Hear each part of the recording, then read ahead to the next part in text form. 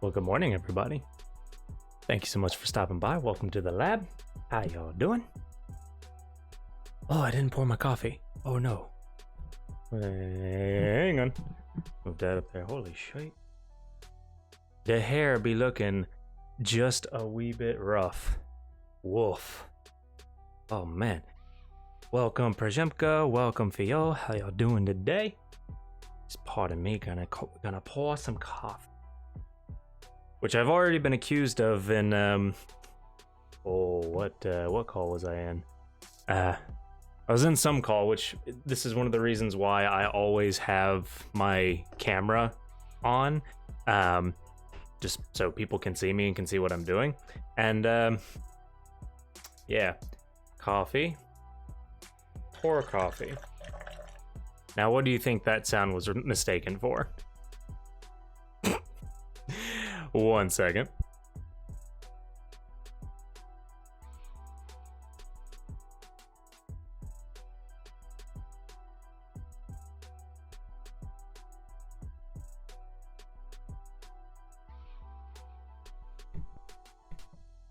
It's only a minorly eventful coffee pour.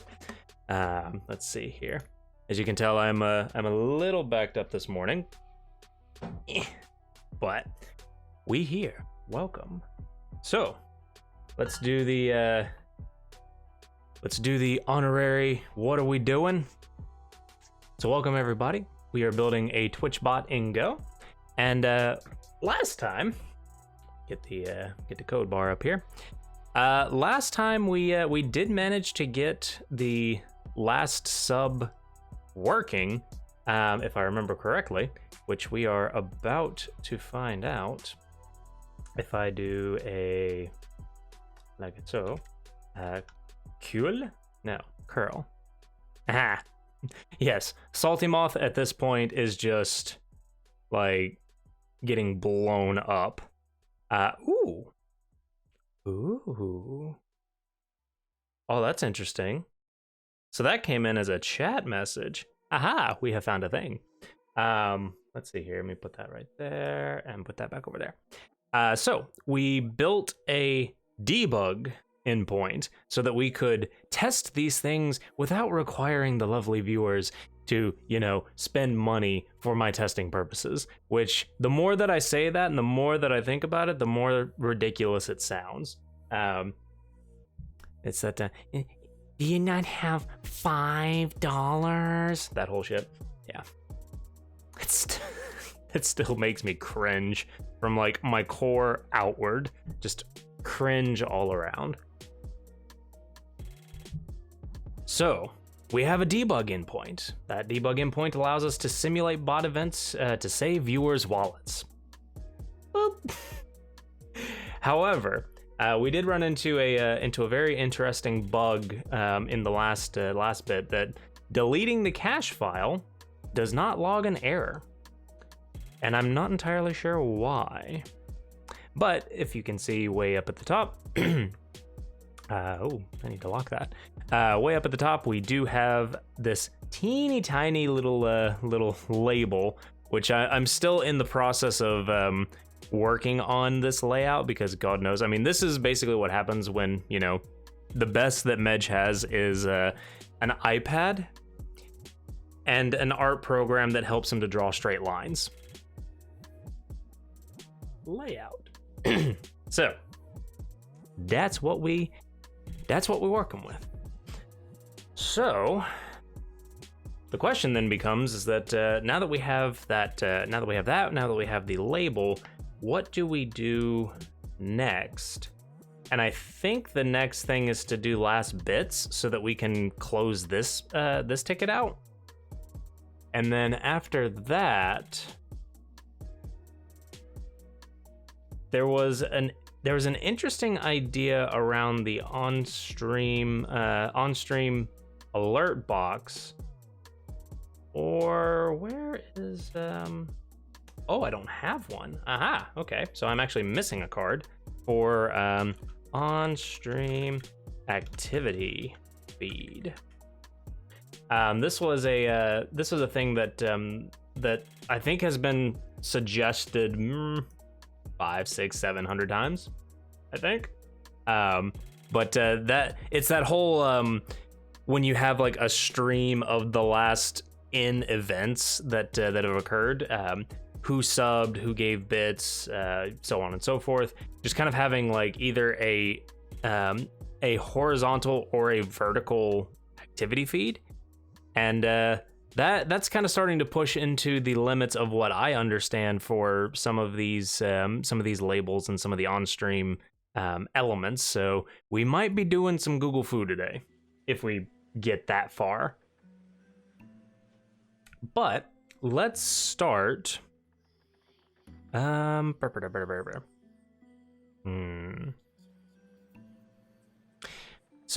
in terms of last subs and last bits, I think I can do this in one of two ways.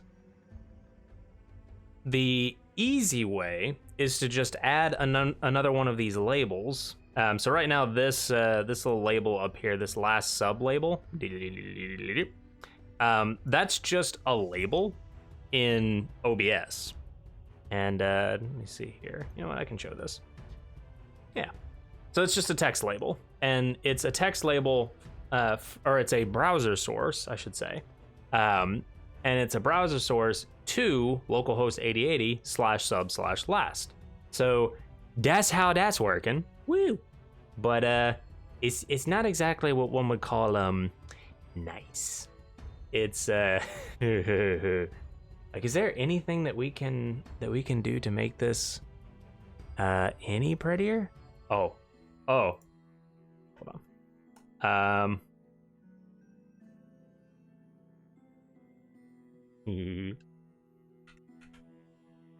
Hang on, I'm about to piss off the world.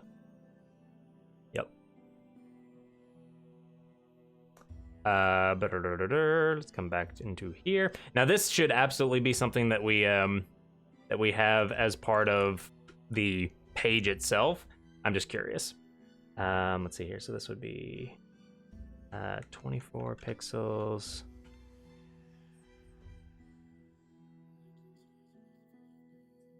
That's probably not going to work, but we're going to try it. Nope, it didn't work. Ha! I have a feeling that that OBS has a very strong aversion to Comic Sans. Either that, or I just don't know how to do Comic Sans. So that's one option. Is that I could just change this to basically whatever. I could just change this to another label. Ooh, actually, that does do something. Okay. So let's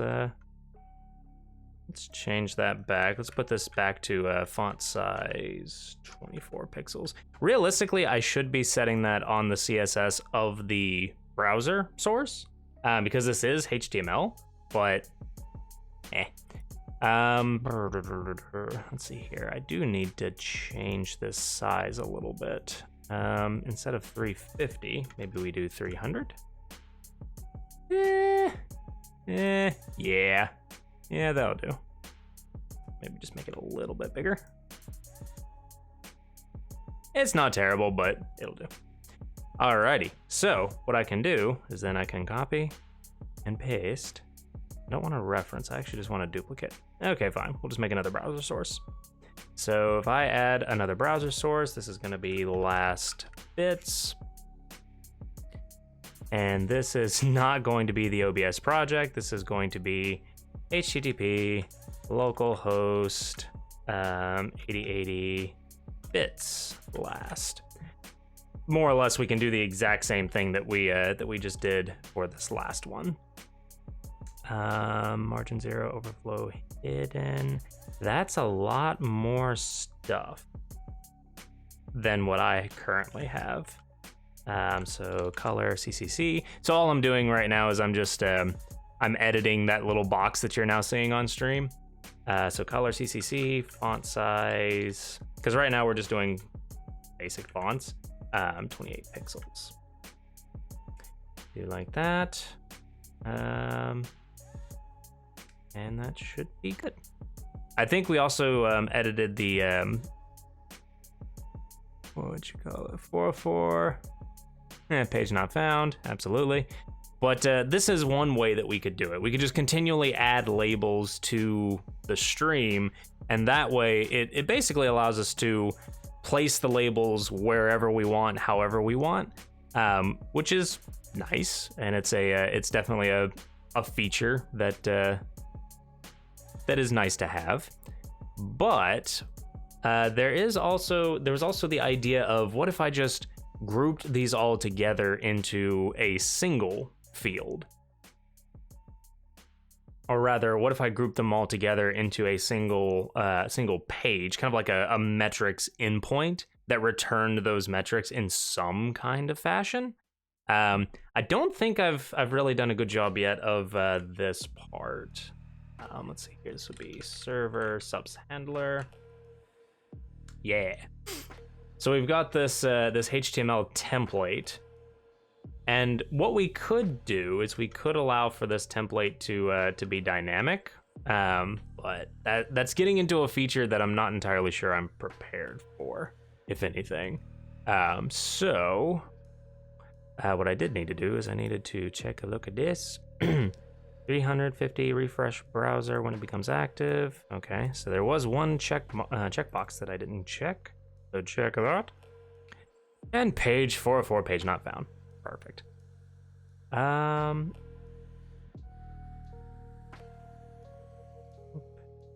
found. Can we? Oh, here we go. Hang on. Transform. Edit. Transform. Excuse me. Yeah, that should do. Yeah. Okay. All right. So now we have to make that work. Excuse me. So in order to do that, now this is another one of those, like, do I copy paste this? Because that's effectively what this is. I think the answer is I do. You know what I could do? I could change this. Last sub. I'm kind of looking at opportunities to potentially make this reusable.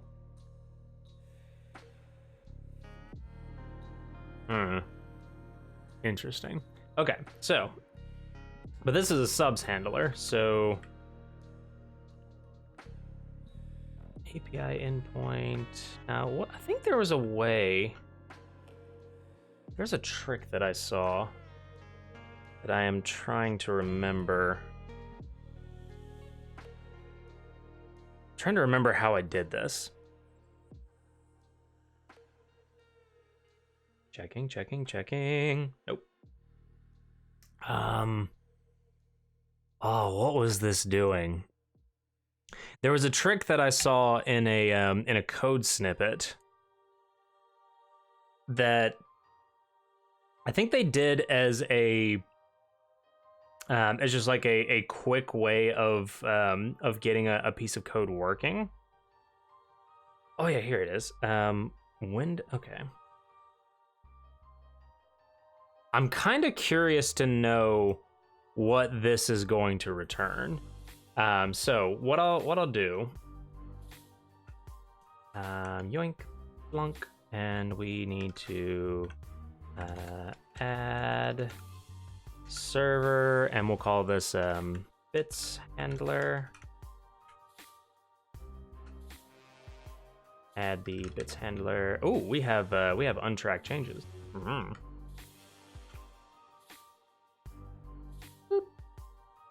And then we will have to move this over. But before I do that,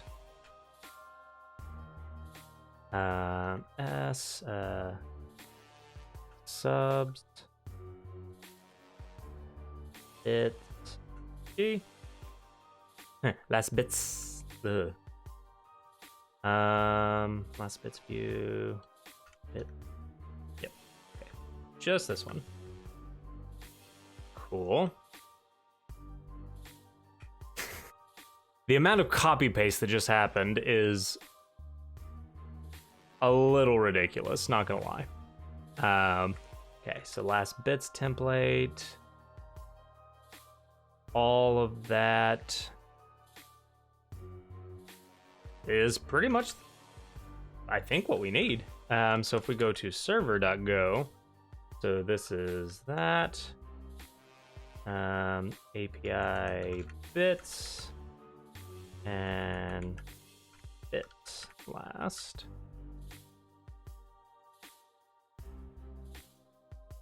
And this is, nope, that stays as subs. So this is fetch last bits, and this is last bits view. Now I'm starting to see a little bit of a, I'm starting to see a little bit of a pattern here between these two. Yeah, there's something interesting there. So the example that that I was looking at, let's see if I can do. I think I'd have to airdrop it, which is not going to work because I don't have Wi-Fi on. That's okay. TLDR is that in a JavaScript snippet that I was looking at, somebody was doing kind of like an example WebSocket, and what they did was consocket equals WebSocket,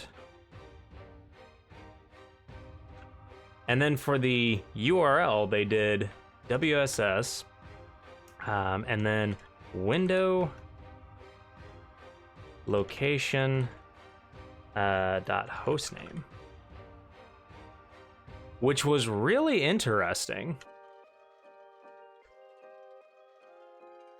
And I was wondering if the same thing could be done for OBS, but I think in that case it would always be localhost. I think. And there's kind of a temptation to test it just to see. But I kind of sort of want to do this.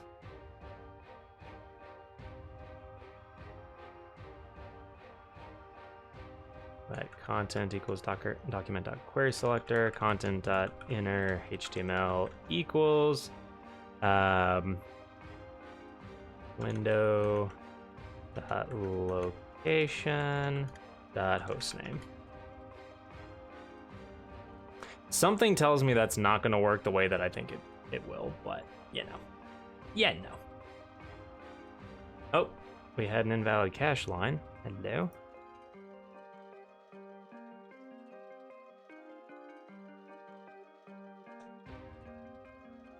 Invalid cache line. Invalid line length.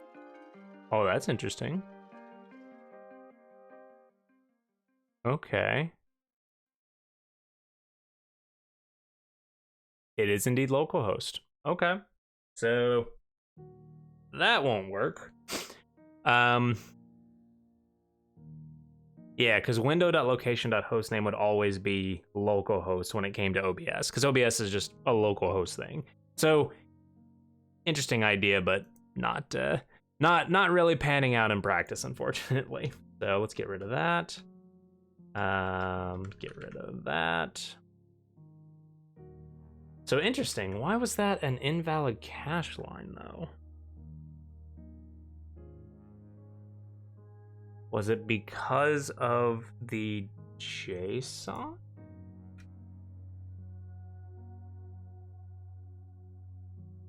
Last sub. Invalid line length of 2. Invalid line length of 2. Ah, that must be left over from the timestamping, which is interesting. I'd have thought that the timestamping would have fixed itself. Huh.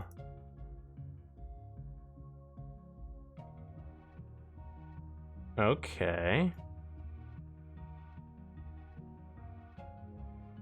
Let's see here. I'm just double checking. Oh yeah, there we go. Okay. The styling of last bits was a little weird. Put that into there. Okay. So now we've got last sub, last bit, doing roughly the same thing. Now let's lock those into place so they don't go flying. Actually, let me move last bits down just a little bit. All right, so still need to figure out why that's happening.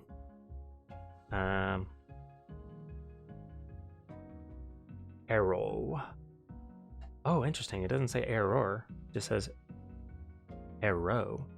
I feel like that would cause confusion whenever you're searching on something like a centralized logging tool. That would probably cause some issues. All right. Let's look at that. So more or less, this is just it's the exact same code in last sub handler, but the name changed to last bits handler, and copy paste, and it just works. I think that means that we can probably abstract this a little bit, because we're gonna do the same thing for gift subs, and gift subs would be the same thing, just last gift sub. So yeah, but first, let's go into persistable. Actually, first, we got some code to commit. Let's see what we got. Register subs handler now publishes a metric to a cache.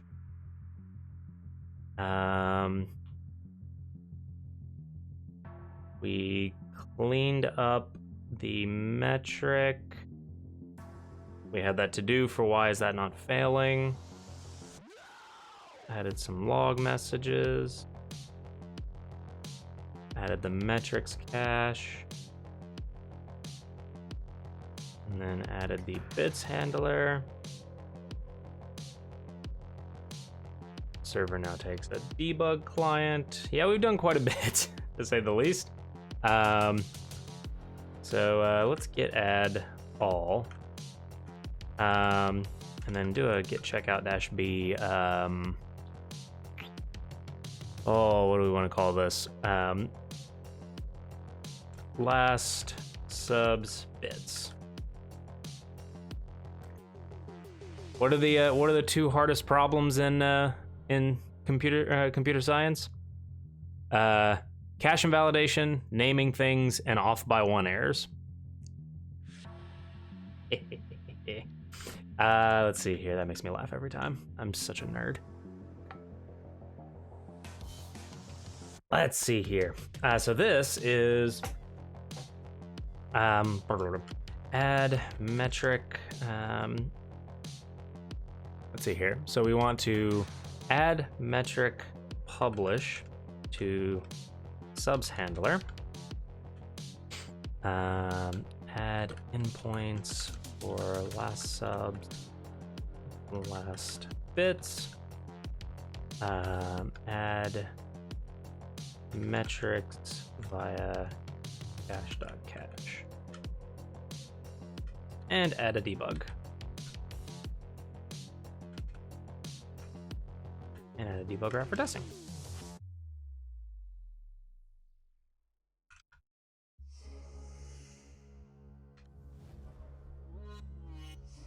Oh, right, because GPOCB requires it to be an upstream. Let's pull that over there. That is tiny. You can see how tiny the like the chat window and the alert box and all of that. Those are just like down here. Yeah.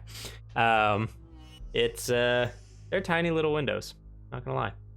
So we want this to be last subs, last bits. And let's see.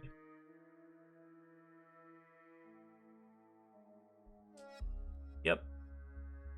So we might do that, we might not. Actually, I'll probably remove that for the time being. That all looks okay. Oh yeah, the painting command slipped in. Oh boy.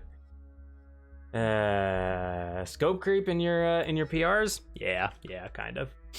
All right, so add last subs, metrics cache.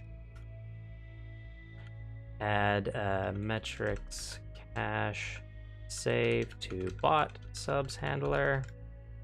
Add last bits with metrics cache. Although we need to do that last part. We need to inject the metrics cache into the bits handler. Let's see here. Add debug endpoint to test various events. Although, actually, right now to test sub events is what we're doing right now. And what else did we do? And then we added the painting command. Do we want to do anything else? I don't think so. Yeah, we'll just do that for now. We'll do that for now, and then we will add some stuff to it. So, boop. While our tests are running, which I am actually curious to know if that actually works. All right, so persistable. Why is persistable failing?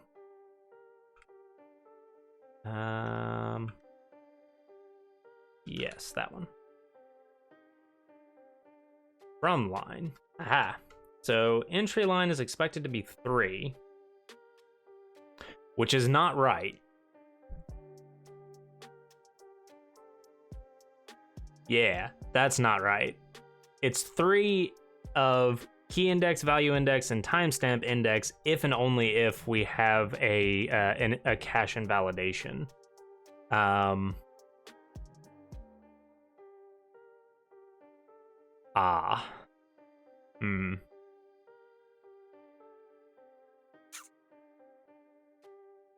Alternatively, so basically what's happening is that because the cache is not persistent, or because key invalidation is not set, it makes me wonder, like, where?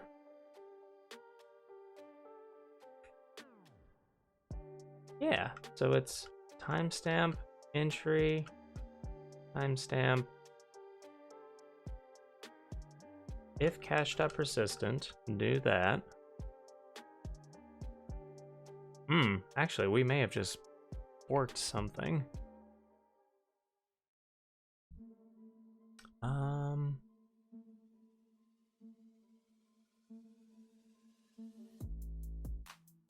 Cache.expiration is 0, do that. Yes.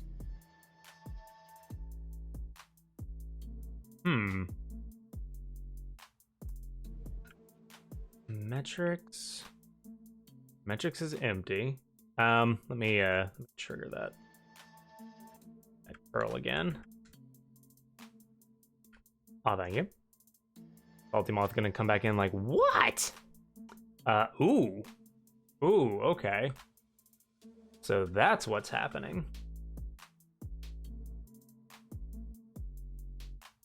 Now, why is it generating with a new line?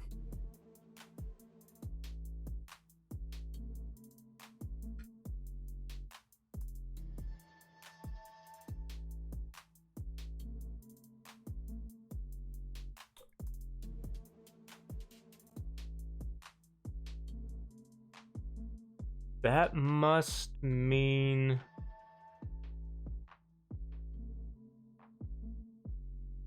Ooh, that's very interesting. Okay, let's see. Timestamp is timestamp.now. That entry equals value. So what we could do is we could do a little bit of sanitization.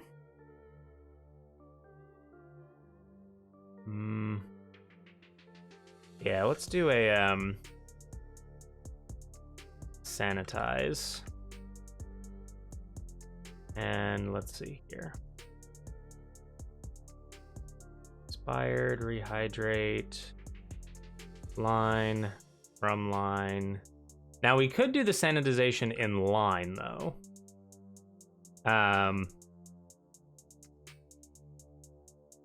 Which kind of sort of makes sense to me, I think. So in a nutshell, this is what sanitize would look like. So I think the problem, I'm not entirely sure if this is true just yet. There we go. But I think the problem is that JSON has a new line in it. If it does, then that's effectively it's creating a line break. And so when it's trying to read the cache value back in, it's failing. So what we can do is we can sanitize and we can say turn strings dot replace all dash in with just do it as a space. So value. We'll just do that for the time being, but sanitize removes all new line characters from a value to prevent the line break bug. So what we could then do is we could do a cache.sanitize on entry.value.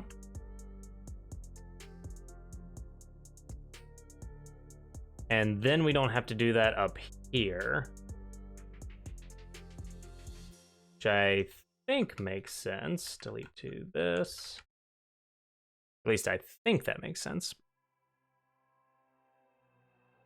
I feel not very knowledgeable about computer science. Do you have any recommendations how to get good overviews? In what regard? Yeah, the I'm memeing a little bit, but yeah, that's a very broad question. Like, are you wanting overviews on like the basics, like data structures and algorithms? Are you looking for more advanced topics? Anything in particular you're looking for? Comp-sci is massive. Like, just as a field, it is massive. And even as long as I've been doing this, I feel like I've only got about that much. And I mean, this is kind of what I specialize in, obviously, but like I've maybe got like that much. So anything particular you're looking for, Phil? Let's see here. So if we do that, is that gonna do what I want it to do? We about to find out. Yep, so we got that last line in validation. We do this, we curl again, we exit. I'm so sorry, Salty Moth. We close, we restart. We don't get the error. Ta-da! I feel like I learn from my lectures, but I don't have an understanding of the stuff around those lectures. Ah, gotcha. Oh,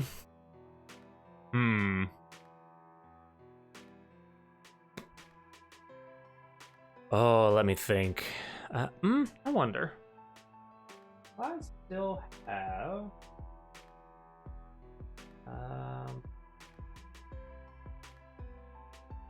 Well, it still technically depends. like, So there's a couple of thoughts in my head. Let me grab the book. Whee! There's this one, or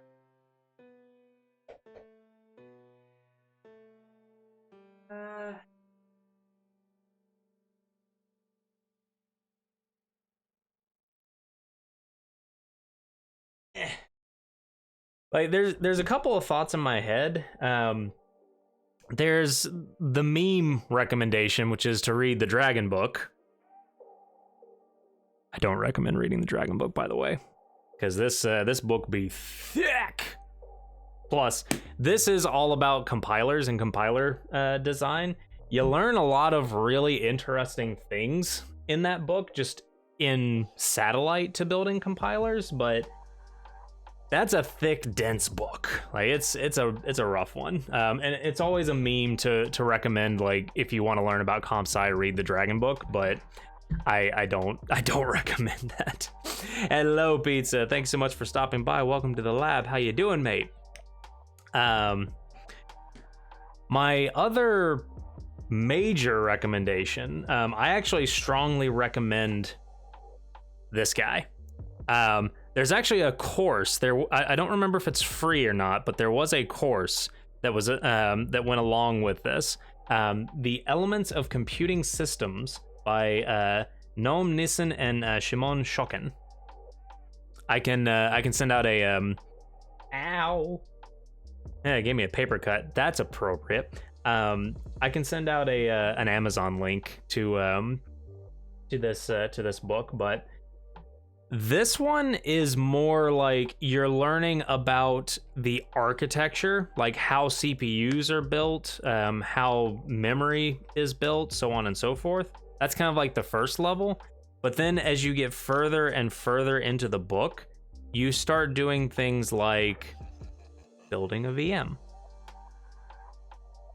And it's a simple VM, mind you, but it's a VM. You build a high-level language that's kind of C-like. You build an OS called Jack OS. You learn about grammar. You learn about code generation. You learn in general about the operating system and how the operating system does stuff. And by the end of this, you've basically written Tetris. And that's actually what the course used to be called. It was called From NAND to Tetris. The course has evolved, and I think even the book, like there's a new version of the book that's coming out. You know what? Screw it. Let's look it up. Let's look it up. From NAND to Tetris. Yeah, here it is. Take the secrets off. The official website of NAND to Tetris courses. That's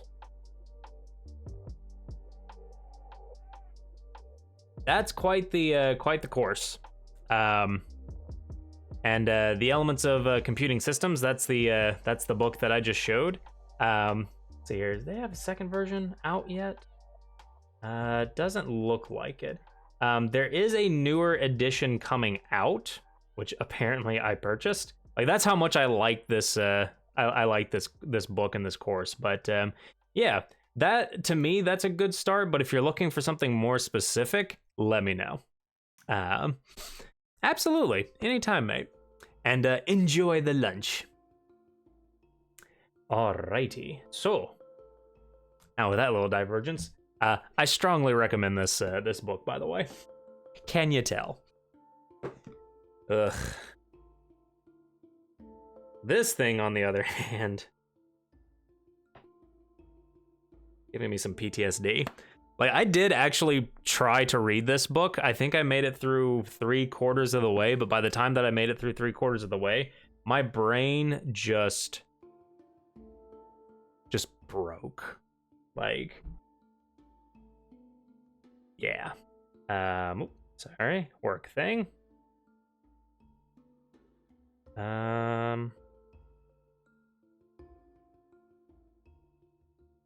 Ooh, sorry. Work thing. BRB, 1 second.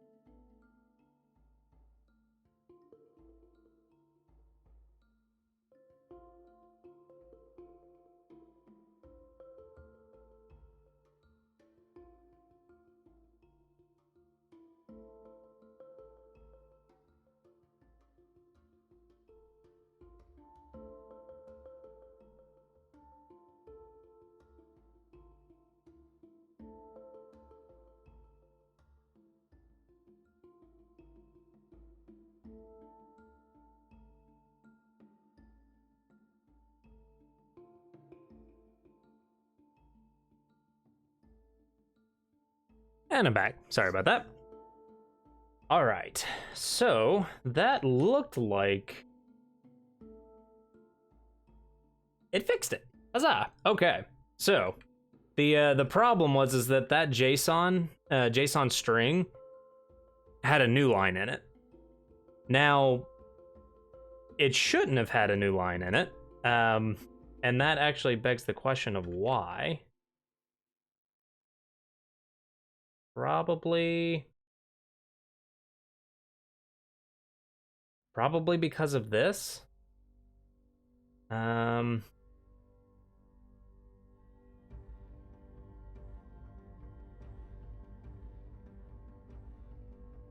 wonder. Return strings dot trim.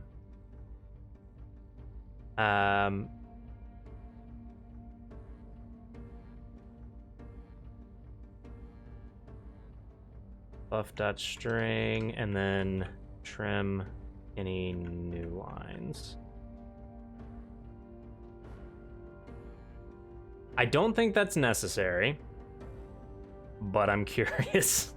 So let's see here. Let's go into metrics, delete that line, come out into here, go run. Oh, unexpected EOF. Ooh, unexpected EOF. Uh-oh. We've got a thing. I gotta go to work, but make me a kernel driver to bypass easy anti-cheat. About that. Sorry, I just read that.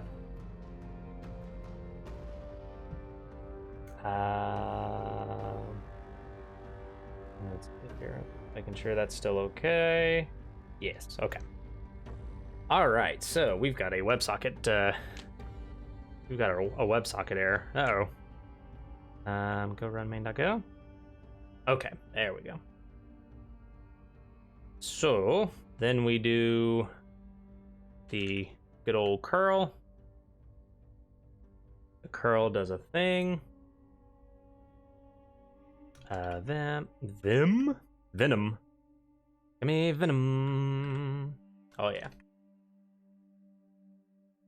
Ooh. Okay, so it was on the buffer. Okay, so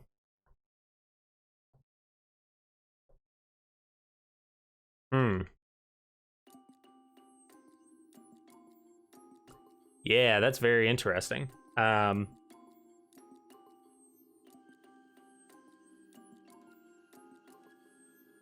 Okay, I think it's still good to have in both places. So when we create a string representation of a metric, we trim the suffixed new line.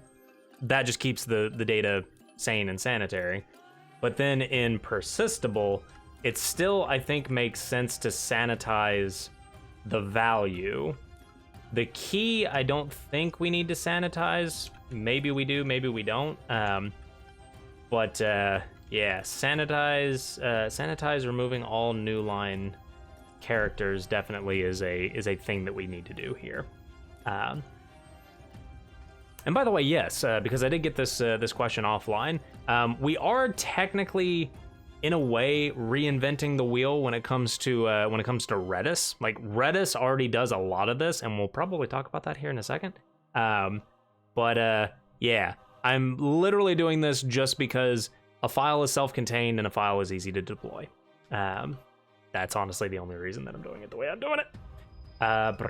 So that looks good. That looks good. So let's do a commit. And so for this, we had trim new line from metric string, and sanitize cache value on put.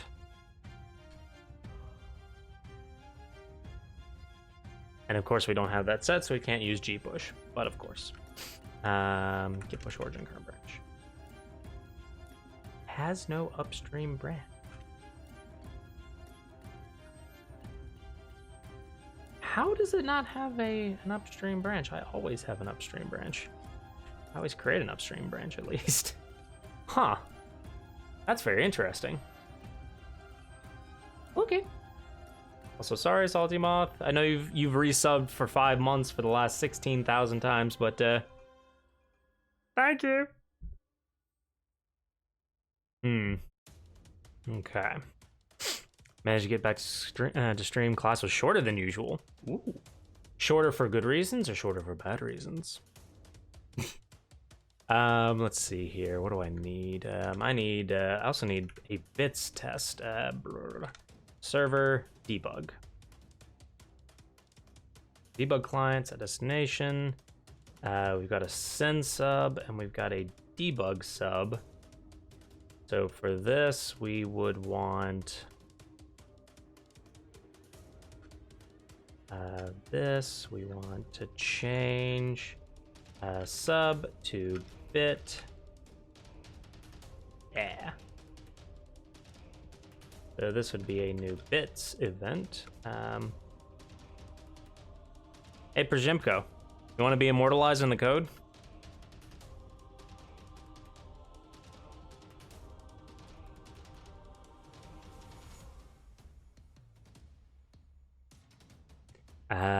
Let's see here.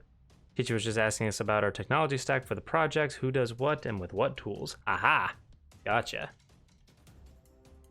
Sure, okay. You are absolutely a willing test subject. Symbit sets a mock bitscription to the bot for testing, so send bit. So you will be immortalized as the sender of sending 100 bits, and you are absolutely a willing test subject. Let's see here, and then we need to go to server, debug sub, and then debug bits. This will be a debug bit. And how do we secure this when deploying? Honestly, I'd probably put these behind, I'd probably put them behind a flag, like a feature flag. If you run the application with, say, like -debug. Hello. Oh my goodness. Good morning, Tilly.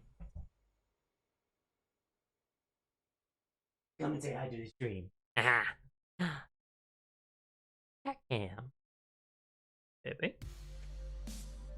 This is Tilly. Most people don't get to see Tilly that much, but this is Tilly. It's my little tux baby. She was also my first adoption as an adult. Thinking of how long ago that was. Woof. I didn't expect we had to pick a front-end framework. Ooh.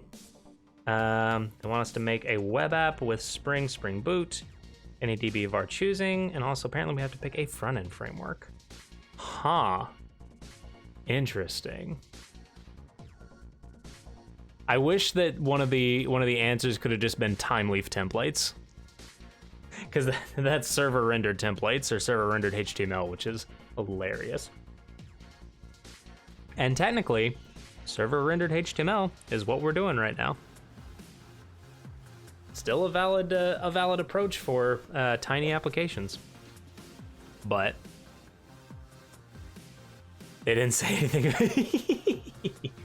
It's like my front end framework is my back end. I mean, Timeleaf is awesome. Like, I love Timeleaf, but it definitely had its own intricacies that took a little bit of getting used to. And it was just tags on top of HTML, which was interesting. But Yeah, going too deep into Time Leaf was where things got a little rough. But I didn't have to have a build tool. And that was kind of nice. I do know React. Vue, kind of. We actually use Vue at work. This is my first project using Vue. I'm technically not using Vue. I'm just kind of there. But yeah, I've used both of them, and also Svelte, which is my preference personally. But Svelte is an interesting bugger. Let me cancel that, bring that back up. So that's now working. So I need to, I need to curl bits. Not bits, bit.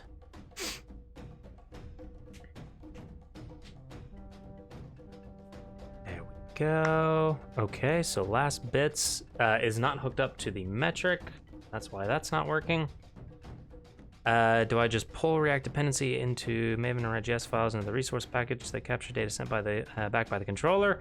Oh no, oh no. It's much more than that. Hold on.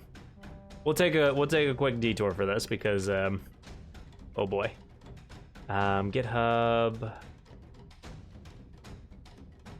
Let's see here. I think I have one of these.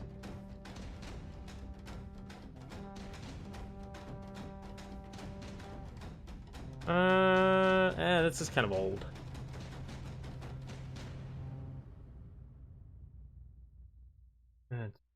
Here. Yeah, this is old. Newer, but not exactly the latest in reacting. But I'd be happy to send you this. So the TLDR, if you're using a front-end application or front-end framework and you're not hosting it separately, that's the hard part. If you're hosting it inside of the Spring Boot application, then you'll have a I think it's under, let's see here, source main resources static, I think was the folder. So source main resources static. Inside of static, you would have this, or you would have this stored elsewhere, and then inside of static would be the result of your dist folder. So this is just something that that's kind of a this dist or distributable will produce a HTML file, a CSS file, and a JavaScript file. And then you can take those three files, drop them into source main resources static, and they become servable via the via Spring Boot. You can look at a couple of examples of serving React with Spring Boot. It's a whole thing. I wouldn't recommend if you see anything about web jars. If you see this, don't do it. Don't do it. But like Spring, what is it? React in Spring Boot, in Spring Boot. If you do this, they might recommend.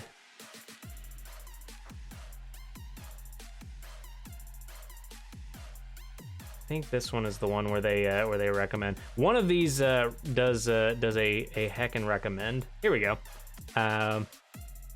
Yeah, when it comes to CSS, Spring Boot serves anything found in source main resources static. There you go. So something like this is probably gonna be fine.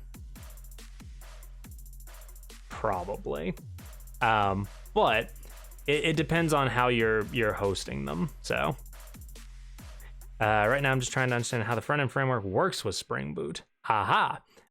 So that would be there's a couple of options, but you have like Fetch. The Fetch API is probably my most recommended. And MDN has a very good article on Fetch. Yep. Fetch API. Boop. That's available in most browsers, most modern browsers, I should say.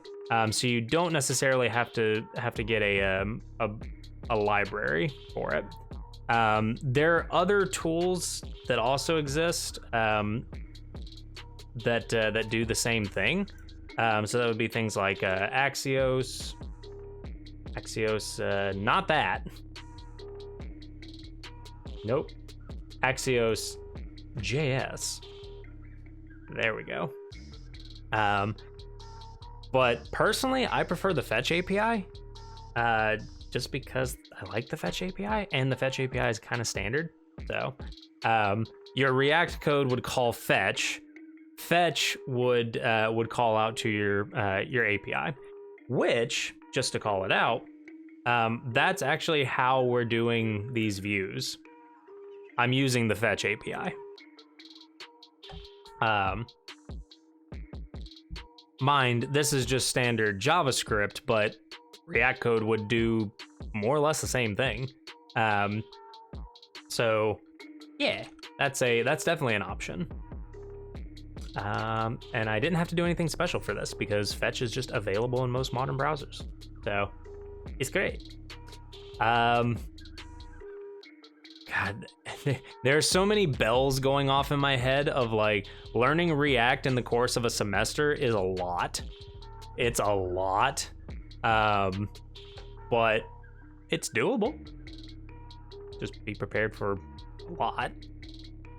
And feel free to ask any questions if you have them. Alrighty. Let's see here. Where are we? We need... Oh, don't want to mark them. Need to go into here. Yeah, that's not like that's not what I recommend for most people. Although it's not necessarily uncommon, but it's not something that I recommend to most people. Okay, so what do I need? I need my bits handler. Bits handler needs the metrics cache. And or actually it doesn't need the address, it just needs the metrics cache.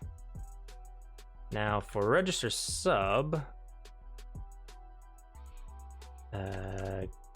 yoink that. And plonk that. I want to do a quick fix on that. 2 to 3 months. God damn. That's just woof. What am I looking for? Oh, I know what I'm doing. Boop. I'm grabbing that, then I'm plonking that, and I'm being lazy. Register bits handler. Adds the cheer handler logic to the bot. Actually, we shouldn't call it cheer, we should just call it bits handler. Let's see here. So we do like that, and then in here, I think we just do the same thing.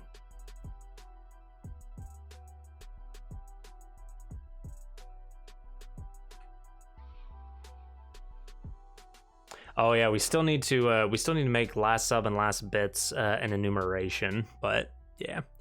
So instead of a controller talking to the browser, it's controller talking to React that's talking to the browser. Kind of.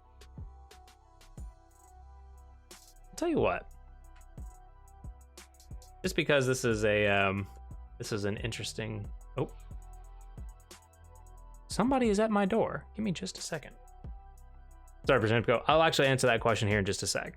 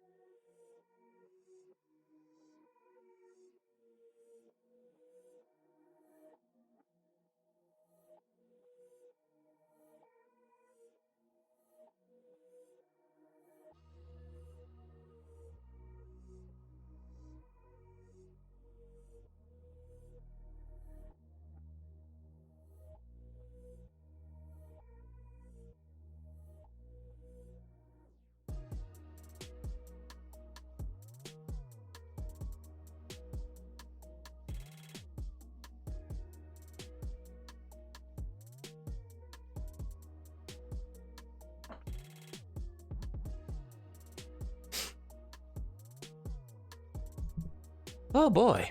All right. It's all right. That was one of my neighbors telling me that the water was still running on my oh boy. Oh, that water bill is gonna suck. Anyway.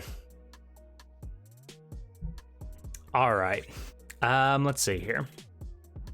So, let me do this. F to the water bill. Woof. Let me put that up. How expensive is water where I live? Well,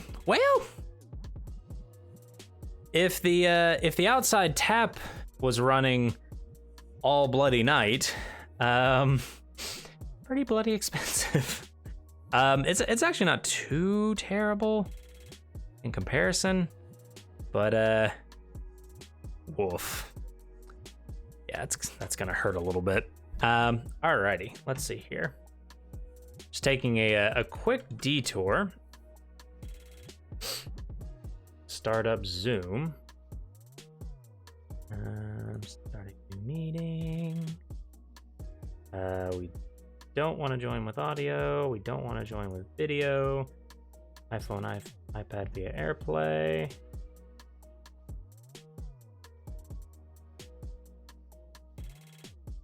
I'm just getting a virtual, a little whiteboard up and running.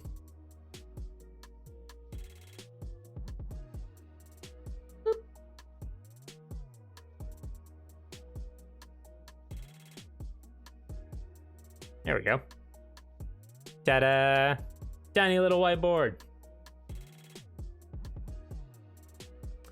So, TLDR on some of this, on some of that, on that questioning.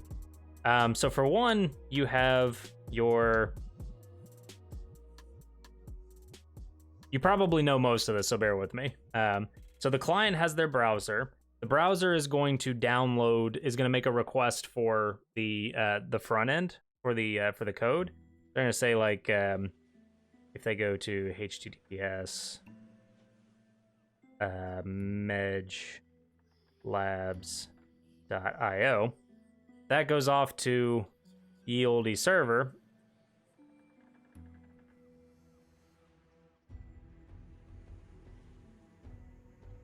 That server sends back HTML, CSS, JavaScript. That's the majority of it. You got images, you got fonts, you got a bunch of other stuff that usually gets packaged up with the web app, but that part happens first. In your case, Prajemko, this server is Spring Boot. Or it could be Spring Boot. It could be something else, but serving with Spring Boot might be path of least resistance. And all of these files are under source, main, resources, static. So Spring Boot will serve those files for you, and there's a whole document on like how to access them, where they actually get served from, yada yada yada. So then you get into your React code. So inside of so this process happens. That's how the application, the web application, gets downloaded to the client, to the browser. Inside of your JavaScript code, your JavaScript code is going to call, say, fetch, and let's say it's still MedgeLab. So HTTPS MedgeLabs. Oops, that looked terrible.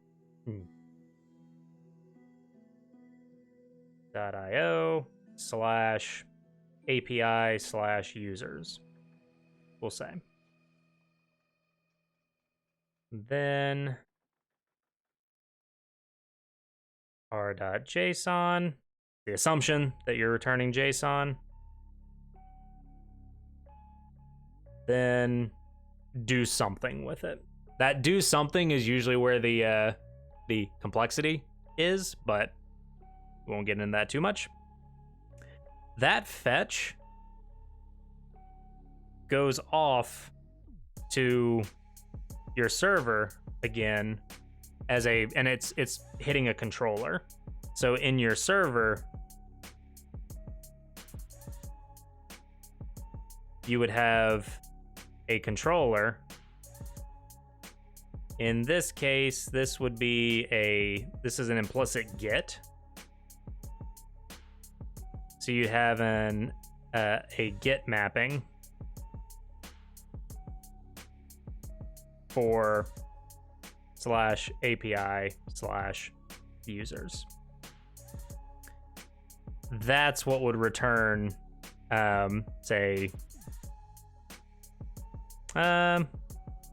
depending on how you structure it, but let's just say it just returns a user object. And then that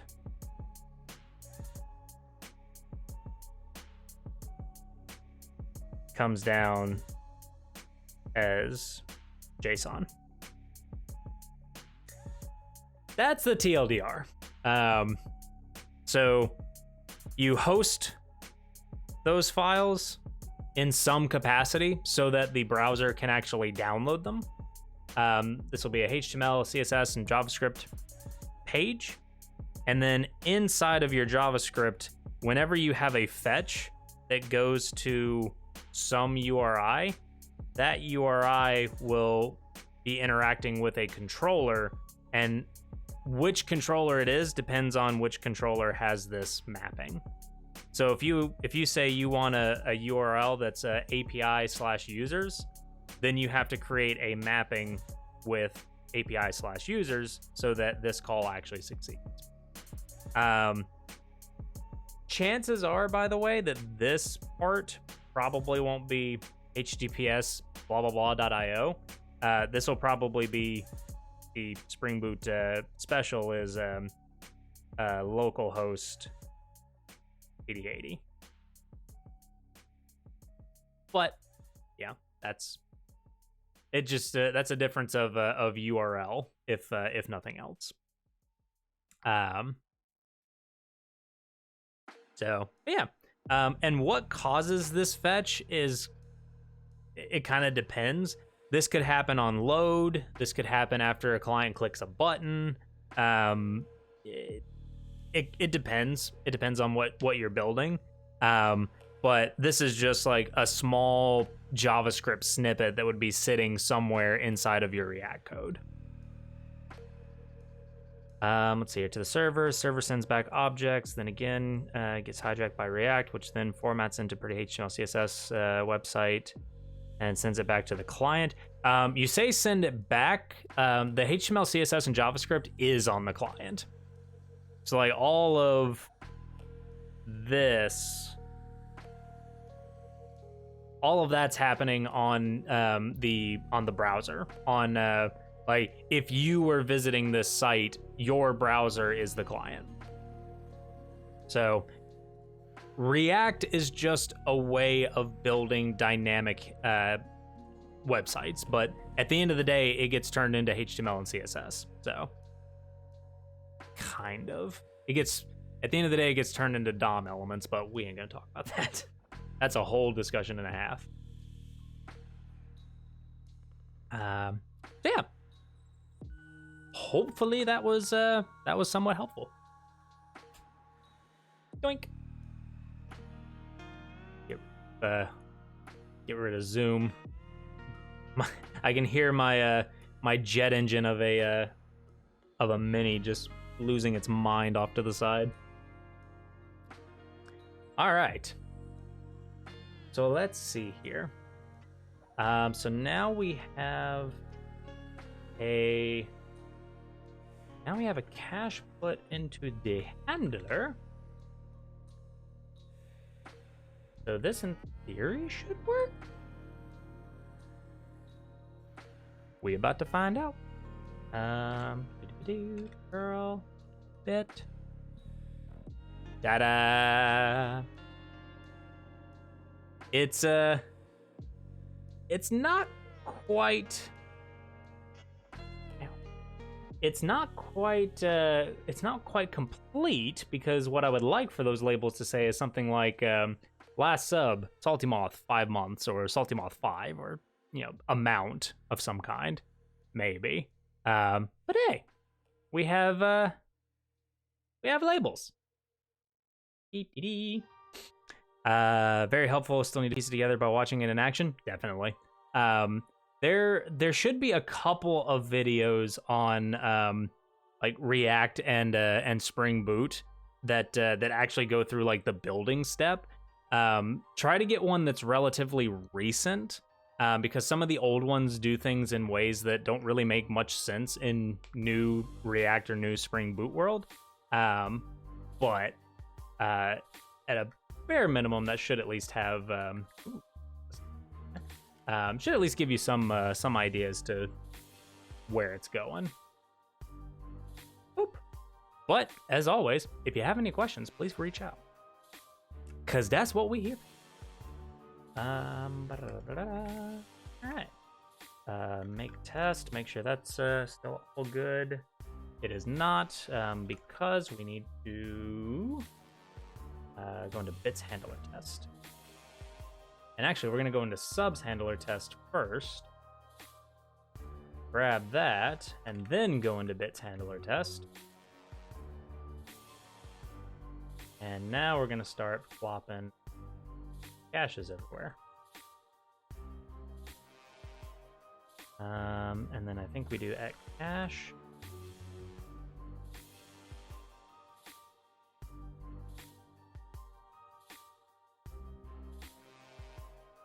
Okay. Okay. Okay. Let me make sure this is still good. Yes, indeed. Cool. All right.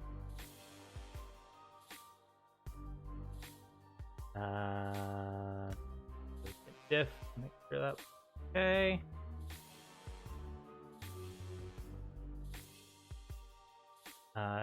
Yep. Cool.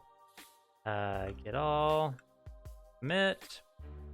So this is add bits debug endpoint and hook bits handler up to metric cache.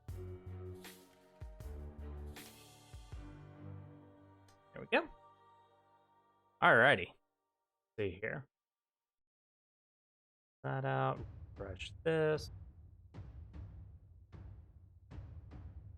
And let's see where we are. Might have to end the stream a little bit early this morning, but we'll see. Kind of keeping track of something. In memory, cache memory. Register sub handler is now putting a metric. Along with test. Bits handler is doing the same thing. Persistable metric's now updated. Now have sanitize for the value. Painting. I'm just not even gonna say anything about painting. Painting's just gonna slip on. It's cache.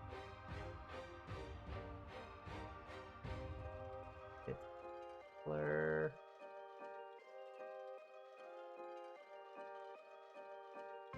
Yeah. And there we go.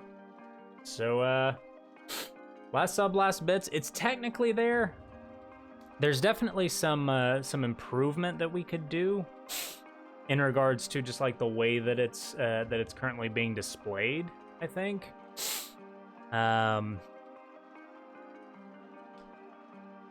Yeah. There's some cleanup opportunity there that I think I would need to dig into. Doesn't look like I'm gonna get the chance to this morning. But we have last subs and last bits. Holy shit. Let's go into metric text. So whereas before we had greeter text, which is just a username, no value, and then a timestamp. Now we have a key of last sub, a value, which is JSON, and then a timestamp. So it's surprising. It's surprising how well that works. And it like oh yeah, I was supposed to talk about this. So there was an interesting thought that that happened this morning, because hashtags shower thoughts. There's an interesting thought that happened of thinking about the activity feed. So if I come back, we can close that out for just a second because there's one more thing I need to do, which is the enumeration. On-stream activity feed. In order for that to work, what that would effectively be is it would be a list of events that happened over X amount of time. So if those events were ephemeral, so if they just kind of like happened per stream and then it reset at the end, that wouldn't be so bad. That would probably be fairly easy to do. Resiliency would be a little bit difficult, but you could do it. Kind of a problem in the current state if we wanted to add that into the persistable cache. So thinking about what's the phrase I'm looking for? Last sub, last bits. Those are just the most current event, whereas what I would need to be tracking is like the last 5 events across subs and bits and so forth. And I feel like that would probably just be its own handler. Just do like an activity feed handler or something like that. But in order for that to be persistent, we would need to handle that in some way, because persistable, like this form, doesn't really support that natively. Unless we tried to add something to that, I don't think it would work very well. I don't think it would work very well. Is kind of where my brain went. I could technically add. I could possibly add JSON here. You know what? Let me just write this out. So in the current state, it would be if we tried to use persistable, it would be something like activities or events. And then in order to have a list of things, we would probably have to have either just a flat JSON array, or we'd have to have a nested structure of events, which is a list of JSON elements, which would be type, sub, blah, blah, blah.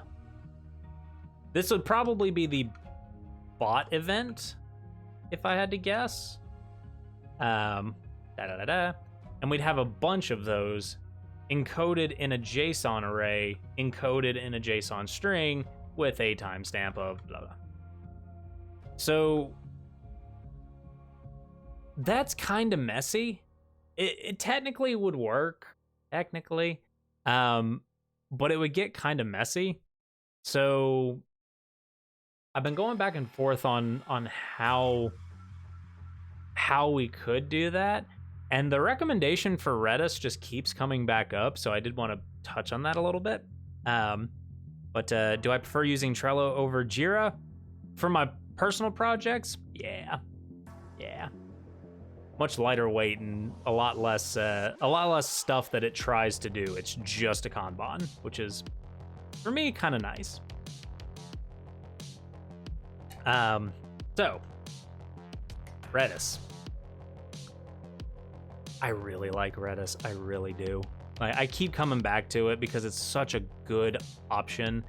The reason that I've been so averse to bringing Redis back in is because it's another dependency. And I kind of like the way that the bot has become this like very just like self-contained thing. Using files, it doesn't really feel like it's self-contained, but it kind of sort of is.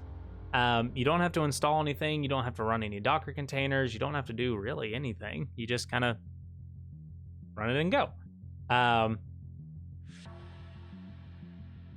Whether or not that's feasible long term or not, I think kind of depends on which direction I want to go with the bot. If I intend to say, distribute this as an executable, as just like, hey, you're on Windows, have a Windows binary, and then the Windows binary just runs itself, then keeping to this idea of persistible being a file kind of makes sense. It's easy to port around. I can give it to anybody, more or less. It's not that bad. Or if I went and treated it like a SaaS, that I think is where something like Redis might make more sense, because at that point I would be I would probably be deploying it, and then I would be in that deployed environment, so deploying Redis wouldn't be that big of a deal. That's kind of where my mind's at. Is it better to start off with Trello over Jira, since I usually see Jira in job offers? I don't think it really matters, personally. Like, regardless of if you use Jira or Trello or insert any other ticketing or Kanban or Scrum style tool here, they all more or less kind of do the same thing. They just add different things to the mix. So like Trello, I personally like because it's easy. It's simple. It's meant to be this kind of like Kanban style. Here's your to-do task, here's your in-progress tasks, and here's your done tasks. And if you had another one like a blocked column, then you could have another blocked column here. But Jira kind of sort of does the same thing, kind of, depending on how you set it up. And honestly, that's one of the biggest reasons why I went to Trello, is because I didn't want to set it up. I just wanted to create a board, make swim lanes, add tickets, and then just move them. If you get into a job that uses Jira, then you'll learn Jira. But Jira's not that bad if you're only expected to, use it. So like, you'll go in, you'll see tickets, you'll click on those tickets, they'll have descriptions. You may need to add a description to it. You may have some labels, yada yada. Most of that should be set up for you, unless you're applying to be a Jira admin. Then yes, understanding Jira makes sense. But I don't think developers really need to understand Jira that deeply. The only reason that I've started to understand Jira more is just because I've started to use some of the more administrative functions, but that's because I'm a lead. I'm kind of looking at certain things, and some of Jira's admin views make that a little bit easier. But beyond that, like at most, I just use Jira to move cards around and ask questions, which is all I really need it for. Let's see here. I think we can call that done. Well, actually, we're not going to call it done because the PR isn't merged, and I need to do this. Let me see here. Metric. I think I wanted to put this in metric.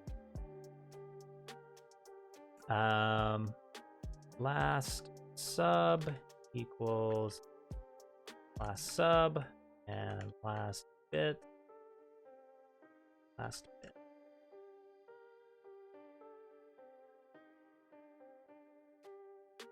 Last sub is the cache key for the last subscriber.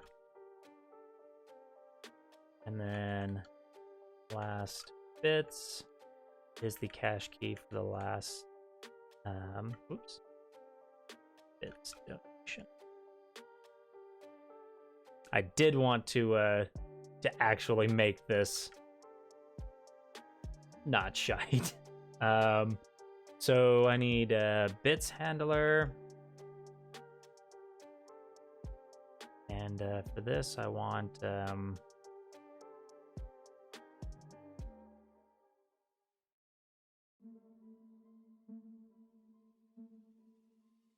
undeclared name last bits.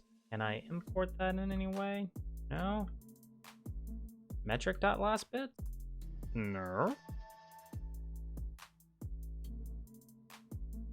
Oh god, would it be viewer dot last bits? It is viewer dot last bits. Okay. This is a very good lab. Why, thank you. I try to make it so that it's not just like me coding. If there are questions like this, or if there are or just in general, like just stopping and talking about how I think through things. That's kind of the whole shtick for why I started this stream, was just to kind of, you know, put that out there. Boop, boop. Let's see here. Viewer.last sub. There we go. Now the question is, did I just create a did I just create a loop? Don't think I did. Well, we gonna find out. Server bits handler, get viewer dot bits. The more I delve into it, the more I realize how massive web dev is. Oh yeah. You can go for literal years, and you'll learn a lot, and it'll still feel like there's a whole industry or a whole side of it that you just look at and you go, which I don't know about you guys, but that to me is half the fun. Just that knowledge that you're not going to run out of things to do. That's exciting to me. Things do start to look similar, like you start to see a lot of the patterns after a while, but just because they're a pattern doesn't mean you necessarily have to do things the same way. And kind of having that moment of like challenge, just challenging yourself to think about something in a different way, or even to just learn something in a different way, that's just fun. I do see some patterns, but still terrifying of how massive everything is. Yeah, don't worry about it. You'll probably get through your first couple of promotions scratching the surface of web dev. Like, yeah.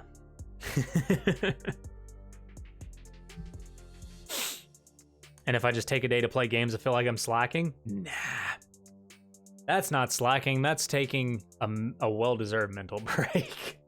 Cause it's a lot. That's why I have my PlayStation next to me now. It's like every once in a while I just have to stop, just lean back for a little bit, and just like play Monster Hunter World or just do something. It's yeah. It's a lot. But it's good. There's a lot to learn, there's a lot to experiment with, which is kind of fun. Don't experiment on the company's time unless the company is literally asking you to, because that's just rude. But definitely just take the time. Take it for what it is. It's a long road. It's a long road. And just enjoy it. Learn as much as you can while you can at the pace that you can, but don't rush it.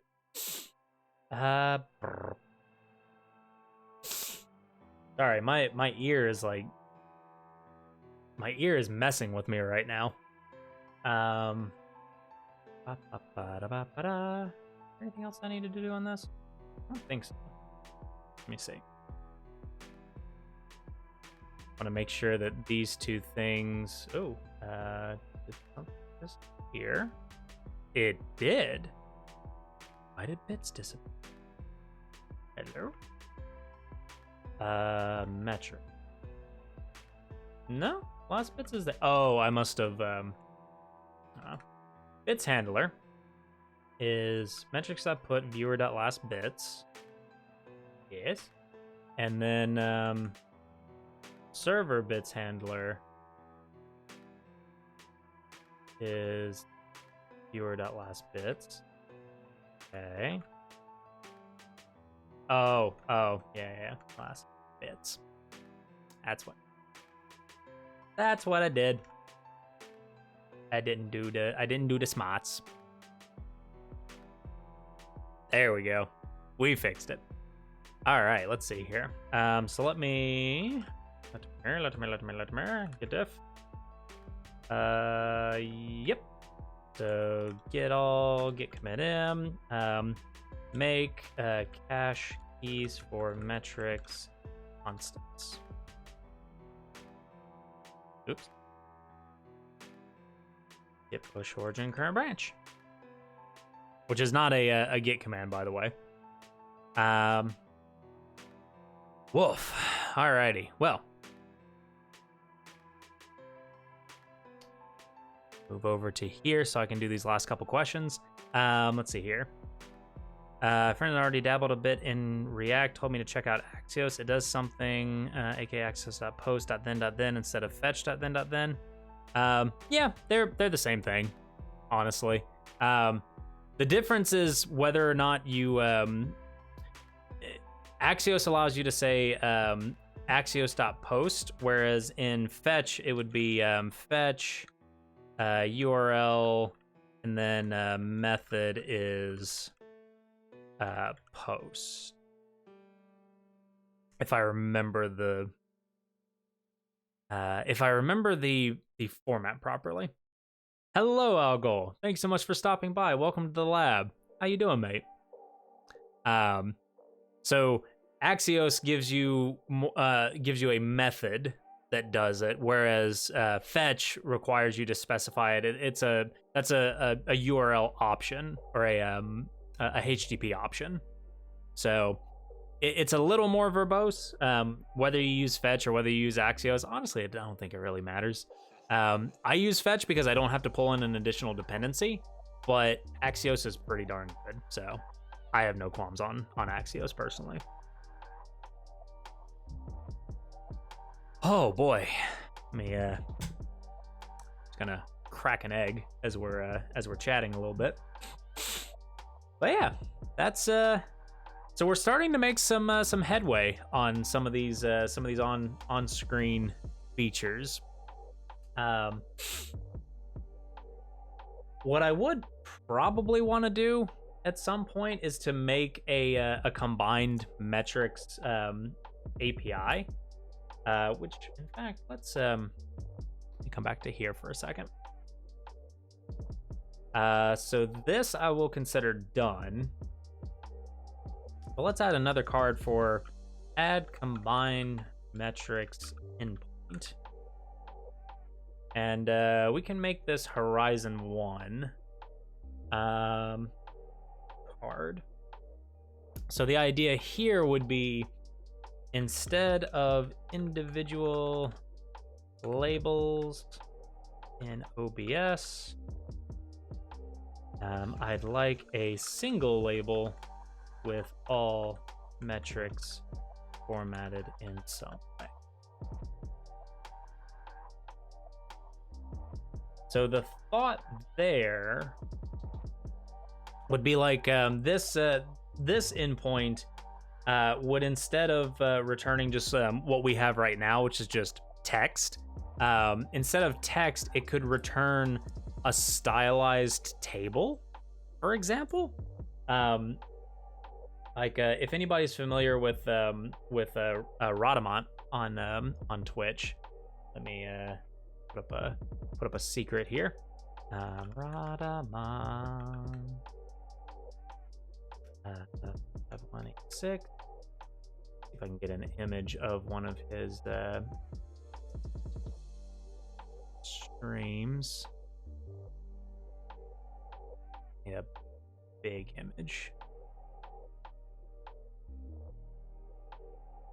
Or it can open in preview. Sure. But yeah, this is Rhadamant.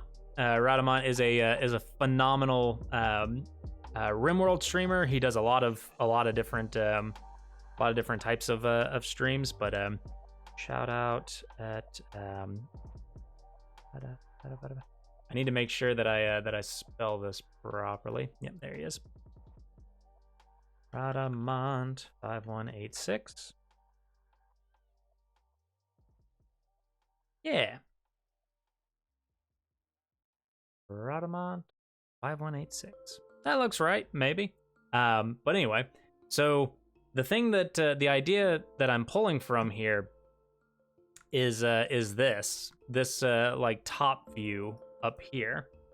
See if I can make that bigger. Yoink. Kind of, but you can kind of see this like this very simple table. That's the idea. That's where the idea came from. Just this like very simple rendering of top cheer, last cheer, newest sub, last sub, blah blah blah. Having something that is a single control versus having individual labels. Having the individual labels is a nice feature, and it's one of those things that like it allows me to move things around as I see fit. But having a dedicated object for it, I think might make a little more sense. I'm not sure. I'm honestly not sure at the moment, but that's kind of where my head's at in terms of like thinking about the combined form. We definitely still need to look at that bug. I'm not entirely sure. I'm not entirely sure why.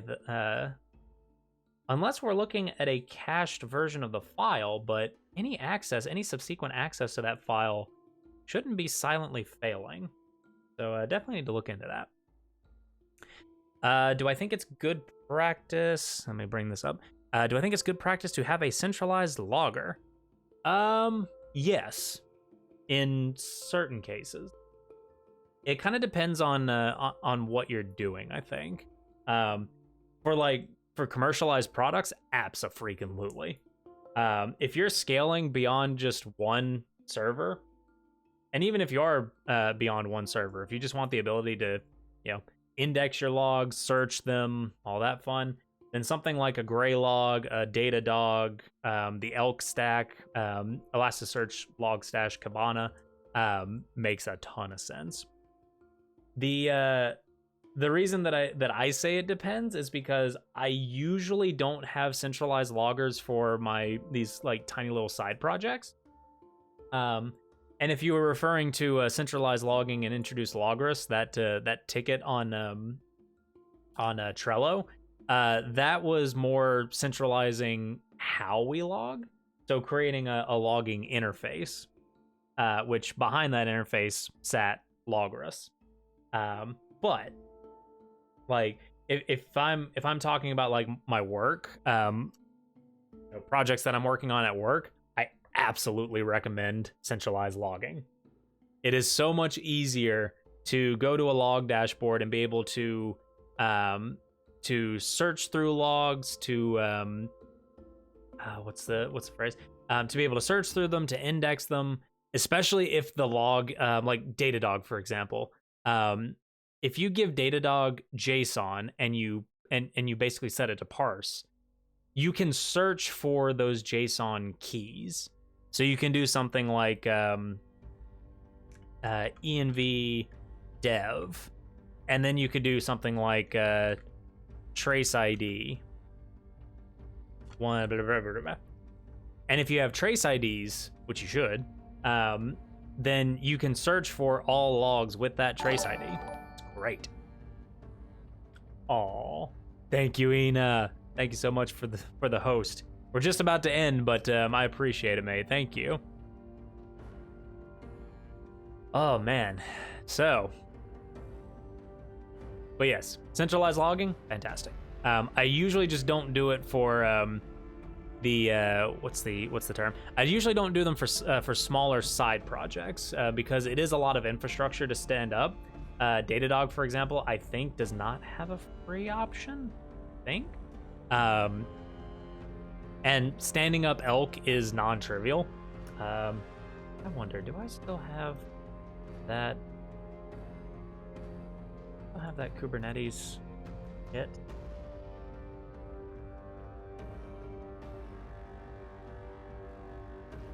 I don't have it up on LabKit. Okay. I was in the process of migrating over some old Kubernetes templates that I have, and I don't think I moved over the Elk stack, but TLDR, using the Elk stack is non-trivial, and so that's why I don't tend to use it that much in side projects. I am still looking for a good option, like something that's centralized logging that's easier to spin up, which Graylog was an interesting option. I think Graylog was I think Graylog was available in Docker. Hub.docker. Oh, sorry. I'm literally just Googling around at the moment. Graylog. Aha! Graylog does have a Docker container. Da-da-da. So something like this, maybe. Although I did try to set up Graylog with my my Ubiquity stack, and it was a pain in the ass, not gonna lie. But that's kind of the idea. Hello, Salty Moth. How you doing, mate? Thanks so much for stopping by. Welcome to the lab. I apologize. We've been abusing the ever-living shite out of your willingness to be a test subject. If you've been receiving any notifications, something to the effect of oh, nope. Something to the effect of that. Yeah, I'm sorry. That's me testing. But I need to give Docker a try soon. Docker is interesting. Containers in general are just interesting. It is probably one of my favorite tech tech innovations over the last 5 or so years, give or take. Kubernetes is a beast in and of itself, but I've kind of gotten to that point where I've spent enough time with it that the value that it brings, I adore. I adore its auto restart. I adore its monitoring features. I adore how it creates this environment that's inside of the cluster, makes service discovery, consistent URLs, all this fun, all of those things. I love it. It took so long to get there, and I still have bloody YAML atrophy for how much repetition goes into a Kubernetes YAML file. But after I learned it, I can't put it down. I can't imagine a world without Kubernetes. Maybe a simpler Kubernetes. Maybe that would be nice. But a world without Kubernetes? Oof. I used to work in that world. It wasn't terrible, but it wasn't a world with Kubernetes. Let's see here. Entry-level positions on the market be like required knowledge in Python, Java, Kotlin, OP, design patterns, AWS, Docker, Linux, HTML. Brr. I'm surprised they didn't put blockchain on there. I know, it's so stupid. There's a part of me that still holds on to this idea that they do that to weed out the people that are not willing to learn those things. But at the same time, Others are actually saying we want experience from these entry levels, and I'm like, you are stupid. Like, people that are curious will probably at least be exposed to some of those things. Like, if you troll Hacker News on a regular basis, you'll see Kubernetes, you'll see Docker, you'll see Redux, you'll see Node, you'll see Kotlin every once in a while. You'll see Python less so now. You'll see a lot of Go and Rust these days. But like you'll have exposure to these things, but like you won't have experience in them necessarily. Unless you do side projects, in which case at that point you have experience in them. But oof. Let's see here. Intern level position, then they actually wanted experience. Did they forget what the definition of an intern was? Hiring in the tech industry is so jank. As somebody that has been on both sides of the table, it is so jank. Like, I can't count the number of times that, oh man. I can't count the number of times that I've gotten into a company and started doing interviewing for that company, and they wanted me to follow a rubric, and they basically wanted me to ask very specific questions, like trivia style. Wanted me to ask questions, and I said no. Like, I don't get a good sense of what kind of a developer somebody is by asking them trivia questions. I asked them about their experience. Exactly. I don't give a shit if you know how to reverse a string. I don't give a shit if you know how to reverse a string efficiently. Now, I will ask you to write code. Like, that's one of the things that I do. I do ask you to write some code, but I ask you to basically write pseudocode. Like, talk me through it a little bit. But yeah, I don't do any of that bullshit. No bubble sort on a whiteboard. Screw that. Real talk, I actually had to do that on a Microsoft interview. This was years ago. And they wanted me to write bubble sort. Like, they wanted me to write bubble sort out on the whiteboard. And I'm pretty sure this is why I didn't get the job. I turned around to the interviewer and I said, I'm going to do this wrong. Just throwing that out there. So bear with me. And just started going. I did not implement bubble sort on a whiteboard. What a surprise. It's like, did you not get exposure to bubble sort in college? Like, yes. In one class. For 5 days. It's so jank. But anyway. Exactly. Why would somebody remember how to write bubble sort unless your career is optimizing the shit out of bubble sort? Just saying. Yeah. It is a balance, though. Like, one of the things that I do find myself doing in a lot of these more technical interviews, if it's not like an initial technical screening, which I do a lot, if it's a deeper technical interview, then I will ask you, depending on your level of experience, I will ask you to build something. Most of the time, I'll just have you talk through the solution. Like, I'll have you talk through your ideas, and I'll poke holes in them. And I'll be like, well, what about this? What about this? Have you thought about this? And if the answer is no, then it's like, okay, cool, moving on. So it's like I don't peg you for doing something wrong. Like, I don't peg you for, say, like getting a piece of code wrong or getting syntax wrong or anything of that nature. I don't care. You can Google that shit. You probably will Google that shit. I Google that shit.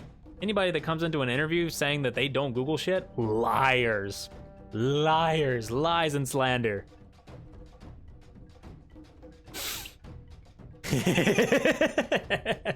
Exactly, Phil. Oh, simple question. Black coffee or with milk? Black coffee. I'm a black coffee drinker. I'm one of those salty bastards. Actually, this is a random aside. I actually had somebody tell me that because I drink black coffee and straight bourbon, that is just an indicator that I am a I am a crusty old man, and that by the time that I actually become an old man, I'm just gonna be that guy that's like shaking his cane, sitting on his porch, which I think by the time that I'm sitting on a porch will probably be dystopia. So whatever that looks like, shaking my cane at the younger generation. I hope not. I hope I'm just the guy that like gives the younger generation stuff.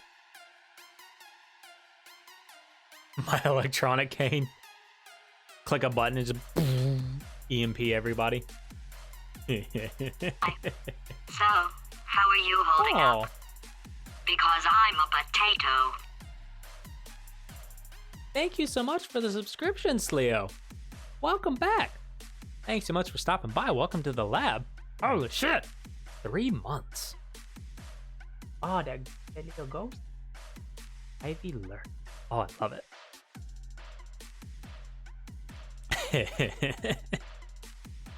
As a hidden helicopter propeller that lets you fly. I'd be for drone cane. Holy shit. Can that be a thing? Have to have like a battery that's like that big, but be able to power a small nuclear station? Oof. Tiny little nuclear reactor inside of a cane. Click. I like whatever this reality that we've created is. Yeah, like 2300 plus. Oh man. 2021 just like, man, we just trying to get past Corona. What you talking about helicopter canes for? Yeesh. Oh man. Alrighty, everybody. Well, that does it for me for today. I need to get to work. I say I need to get to work. Here is work, but I need to turn on work. So thank you all so much for stopping by. I appreciate it. This was a good session. I am going to go ahead and merge that PR, just so that we actually did what we were supposed to do. Because I kind of closed the ticket before I merged the PR, and that's a no. Let's see here. Last bit. Should be good. Squash and merge. Add the painting command. Yep.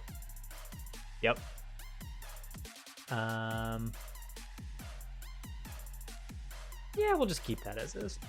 All right. Squashed and merged. And so, with that, hit check out main. If I can spell. And there we go. With that, thank you all so much for stopping by. It has been a pleasure. Stay curious. And we'll see you on the next stream. Let me see here. Where's the button? There's the button. Aw. Thank you so much, Leo. I appreciate you, mate.